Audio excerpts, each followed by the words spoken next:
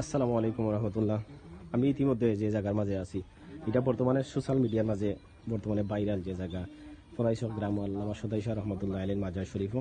আমি মাজার শরীফর যে মাজারটা ভাঙ্গিয়ে গেছে, নদীর তলদেশে গেছে, আল্লামা সদাইশা রহমতুল্লাহ আলীর যে মাজারর যে জায়গার মাঝে মাজারটা আছিল, আমি এই জায়গাটা আপনারা দেখাইলাম।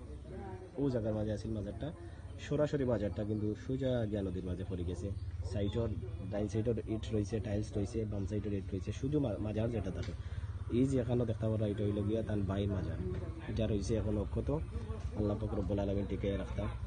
ওখান থেকে মাঝখান থেকে বড়াটা আছিল, কিন্তু বৃষ্টির কারণে পড়ছে গিয়া পরে মাজারটা বোঝা গেছে যে কিছু মানুষে নিয়ে বইয়া মাজারটা নিয়ে নদীর মাঝে নিয়ে রাখছো।